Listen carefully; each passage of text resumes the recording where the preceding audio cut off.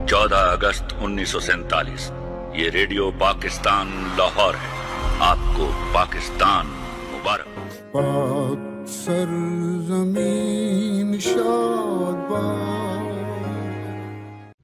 नाज़रीन मुहतरम, ये आज़ादी हमें भीख में नहीं मिली, हमें तोहफे में नहीं मिली, हमें सस्ते में नहीं मिली। इस आज़ादी के लिए हमने बहुत बड़ी कीमत अदा की है। इस आज़ादी के लिए हमने बहुत सारी जानें कुर्बान की हैं। लहू के दरिया अबूर करके ये आज़ादी हासिल की है।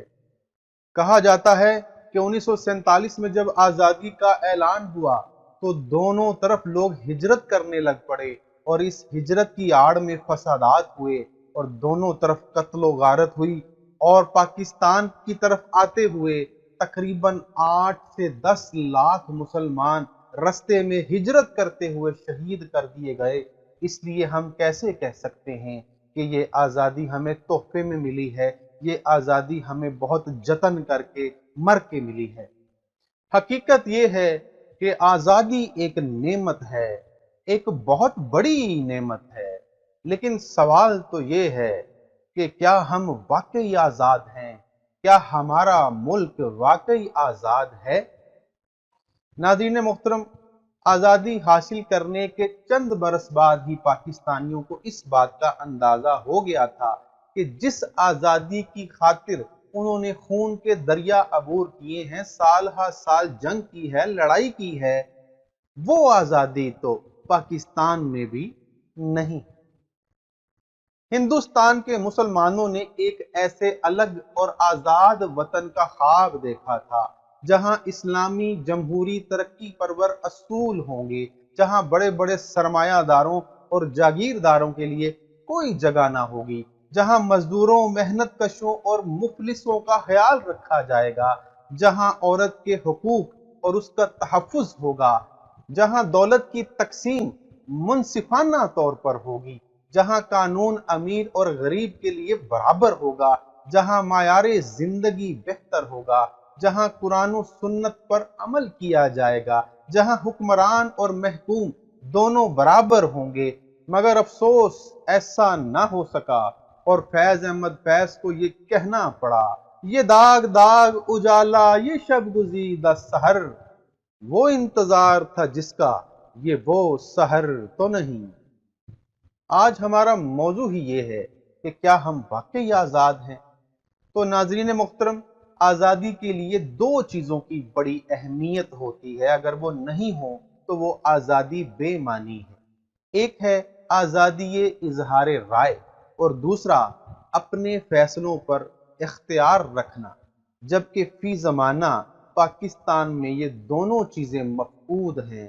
और यकीन कीजिए कि इजहार राय तो दूर, हम तो बोल भी नहीं सकते। यहाँ तो बोलना भी जुर्म बन चुका है। ना आप अपने दिल की बात कह सकते हैं, ना किसी हुक्मरान पर तनकीद कर सकते हैं, ना किसी इदारे को बुरा भला कह सकते हैं, हत्ता कि सच कहना यहाँ गुनाह बन चुका है।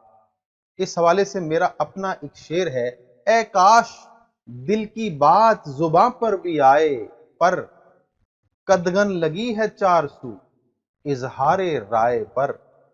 नाजरीन, एक दानिश्वर का कौल है कि गुलामी की बदतरीन किस्म ये है कि आप आज़ादी इजहार पर पाबंदी लगा दें, बोलने पर पाबंदी लगा दें।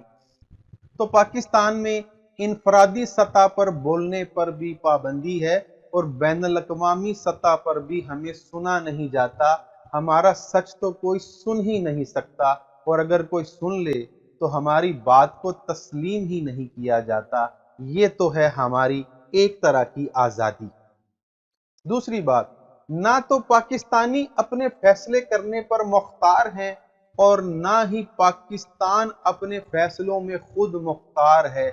हमारे फैसले तो गैर करते हैं। मैं कुछ मिसालों से वाज़े करूंगा कि हम अपने कौन से फैसले खुद नहीं करते, गैर करते हैं, या फिर हमें मजबूर किया जाता है, हमें रोका जाता है, हम पर पाबंदियां आयद की जाती हैं। कुछ मिसालों से वाज़े करना चाहूंगा। अल्लाह ताला ने पाकिस्तान को बेशुमार नेमतों से नवाजा है। पाकिस्तान में 4 मौसम हैं, खूबसूरत वादियां हैं, पहाड़ हैं, मैदान हैं, दरिया हैं, सहरा हैं, जंगलात हैं, हत्ता के बुलंदो बाला चोटियां हैं। दुनिया भर की 10 बुलंद तरीन चोटियों में 5 पाकिस्तान में हैं। हत्ता के केटू और नांगा पर्वत जैसी बुलंद तरीन चोटियां भी पाकिस्तान में हैं। यहाँ पे आसारे कदीमा की भी कमी नहीं है, लेकिन इतना कुछ होने के बावजूद हम यहाँ टूरिज्म को प्रमोट नहीं कर पा रहे। या तो यहाँ पर दहशत गर्दी करवा दी जाती है या फिरका वारियत फैला दी जाती है। कोई ना कोई ऐसा काम हो जाता है कि लोग यहाँ आते नहीं हैं, और यहाँ तो मैच खेलने के लिए भी लोग नहीं आते थे, अब किसी हद तक यहाँ जो बाहर से लोग आ रहे हैं। यहाँ तो एक अरसा खेल के मैदान भी वीरान रहे हैं। गैर मुल्की खिलाड़ी यहाँ आना पसंद ही नहीं करते थे, अब जाकर कुछ बेहतरी हुई है। तो हम आज तक हकीकी मानों में अपने टूरिज्म को प्रमोट कर ही नहीं पाए, जबकि यूएई उसका सारा दारोमदार उसके टूरिज्म पर है, और वो इसी बिना पर दुनिया के तरक्की याफ्ता ममालिक में शामिल हो चुका है, जबकि हम बहुत पीछे हैं।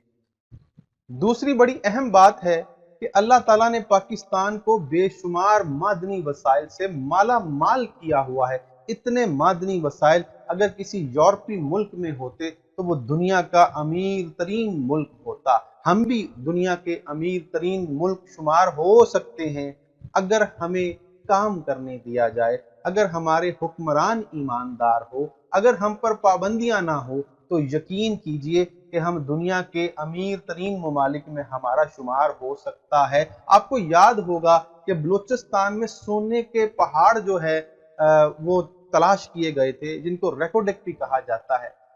तो उस दौर के हुक्मरानों ने उनको सस्ते दामों में बेच दिया। जो करोड़ों की चीज थी वो चंद सौ में बेच दी गई, और हमें उसका जरा भी फायदा ना हुआ। सिर्फ एक वो पहाड़ बेचकर, वो सोने के पहाड़ बेचकर हम सारा कर्जा उतार सकते हैं और एशिया के सबसे अमीर मुल्क बन सकते हैं, लेकिन ऐसा हुआ नहीं। उसके बाद आपको याद होगा 2015 में चिन्योट में, जो कि सरगोदा के पास एक बहुत कदीम शहर है, वहां से तांबे के ज़खायर बरामद हुए। कहा जाता है कि 28 मुरब्बा मील का वो इलाका है जहां पे तांबे के ज़खायर थे। उस दौर के वजीर आजम ने इफ्तिताह भी किया था और ये भी कहा था कि आज हमारा सारा कर्जा इससे उतर सकता है, और इसमें कोई शक नहीं है कई बिलियन डॉलर्स के ज़खायर चिन्योट में मौजूद थे। लेकिन वो क्या हुए, कहाँ गए, किसने बेचे, किसको बेचे, कितने के बेचे, किस इदारे ने हड़प कर लिए, ये हमें आज तक मालूम नहीं हो सका। आपको 2-3 साल पहले का एक और वाकया भी याद होगा, जब केकड़ा वन में पेट्रोलियम की तलाश हो रही थी और ऐलान हो रहा था कि खुशखबरी मिलने वाली है। खुशखबरी यकीनन मिली थी। केकड़ा वन से पेट्रोलियम के ज़खायर निकले थे, बरामद किए गए थे। लेकिन जब मगरबी ममालिक को ये यकीन हो गया कि यहाँ पर पेट्रोलियम के ज़खायर हैं, तो हमें रोक दिया गया, हम पर सख्ती की गई कि बस इसको बंद कर दिया जाए, यहाँ से पेट्रोलियम के ज़खायर नहीं निकालना। और हम पर ये हुक्म नाफिज कर दिया गया कि इसको आइंदा दोबारा खोलना भी नहीं है और पेट्रोलियम के ज़खायर को इस्तेमाल नहीं करना। तो हमारे उस दौर के वजीर आजम ने पहले ऐलान किया कि बस चंद ही घंटों में आपको खुशखबरी सुना दी जाएगी, और फिर बाद में कहा कि पेट्रोलियम के ज़खायर मिलने में नाकामी हुई है। नाकामी नहीं हुई थी, कामयाबी हुई थी, लेकिन हमें वहां से निकालने की इजाजत नहीं मिली थी। बाहर के मुमालिक, मगरबी मुमालिक ने हमें रोक दिया था। उसके बहुत सारे असबाब थे, क्योंकि वो नहीं चाहते थे कि हम खुद मुख्तार हो जाएं, हमारे कर्जे उतर जाएं। मगरबी मुमालिक के साथ साथ कुछ इस्लामी और अरब मुमालिक भी नहीं चाहते कि हम अपने पेट्रोलियम के ज़खायर निकालें। अगर हम अपना पेट्रोल इस्तेमाल करेंगे तो फिर उनका नहीं बिकेगा, फिर उनका मुनाफा खत्म हो जाएगा। तो इस तरह हमारे पास गैस के ज़खायर भी हैं, हम नहीं निकालते। हमने चंद साल पहले ईरान से एक मुआहिदा किया था गैस पाइपलाइन का, जो कि अभी तक मुकम्मल नहीं हुआ, और अमेरिका ने सख्ती के साथ पाबंदी लगा दी है कि इस मुआहिदे को ख़त्म किया जाए, वरना इसके नताइज अच्छे नहीं होंगे। नाज़रीन मोहतरम, उसके बाद पाकिस्तान में एशिया की दूसरी बड़ी नमक की कान है, और वो नमक भी खास नमक है जिसको पिंक सॉल्ट कहते हैं। दुनिया भर में मौजूद नहीं है, बहुत कीमती है। पाकिस्तान में तो बहुत सस्ता मिलता है, लेकिन अगर उसको एक्सपोर्ट किया जाए तो लाखों अरबों डॉलर कमाए जा सकते हैं। लेकिन हम ऐसा करते ही नहीं हैं, हम इंडिया को सस्ते दामों बेच देते हैं। इंडिया उसी नमक को उसको पैक करके दूसरे ममालिक में बेचता है और उससे बेशुमार ज़र मुबादला हासिल करता है, जबकि हम ऐसा नहीं कर पा रहे। अजीज़ान ग्रामी, पाकिस्तान में कोयले की इतनी बड़ी कान है कि कई 100 साल तक हम उससे बिजली बना सकते हैं, लेकिन हम बिजली नहीं बनाते। हम उसको इस्तेमाल ही आज तक उसको बिल्कुल यूटिलाइज कर ही नहीं पाए, उससे इस्तेफादा कर ही नहीं पाए, क्योंकि हमें रोक दिया जाता है। वरना हमें सस्ती बिजली मिलेगी तो हम खुद मुख्तार हो जाएंगे, हमारी गरीबी खत्म हो जाएगी, जो कि हमारे दुश्मन ऐसा नहीं चाहते। उसके बाद हमारा मुल्क 7वीं एटमी ताकत है, न्यूक्लियर टेक्नोलॉजी रखता है, मिसाइल टेक्नोलॉजी रखता है। हम एटमी बिजली घर बना सकते हैं, अपनी आवाम को सस्ती बिजली फराहम करके उनका मयारे जिंदगी बेहतर बना सकते हैं, कर सकते हैं। ऐसा हमारे लिए मुश्किल हरगिज नहीं है, लेकिन हमें एटमी बिजली घर बनाने की इजाजत भी नहीं मिलती। हमारा ये फैसला भी बाहर से आता है और हमें उस पर अमल करना पड़ता है, बल्कि हमें हमारा एटमी प्रोग्राम जो है उसको खत्म करने की भी कोशिश की जा रही है, और पाकिस्तान पर सख्त दबाव है। हम अपना ये फैसला भी नहीं कर पा रहे। उसके बाद एक बहुत बड़ी नेमत अल्लाह ताला ने पाकिस्तान को दी है सी पैक की सूरत में, यानी गवादर की जो पोर्ट है, जो बंदरगाह है, वो एक कुदरती बंदरगाह है, बड़ी गहरी है, उसके किनारे बहुत गहरे हैं, और वो दुनिया की सबसे कामयाब सी पोर्ट बन सकती है। एक राहदारी जो चाइना के साथ मिलकर हमने बनाने की कोशिश की थी, लेकिन आपको खबर है कि वो अब सुस्त रवि का शिकार है। हमें मुकम्मल करने की इजाज़त ही नहीं मिल रही, हम उस प्रोजेक्ट को मुकम्मल ही नहीं कर पा रहे। उसकी वजह से चाइना भी नाराज है। क्यों नहीं कर पा रहे? क्योंकि उसके दुश्मन बहुत हैं। वो नहीं चाहते कि ये राहदारी मुकम्मल हो, ये सी पैक प्रोजेक्ट मुकम्मल हो। इंडिया को नुकसान होता है, क्योंकि इंडिया नहीं चाहता कि हम तरक्की करें और उसको आंखें दिखाएं।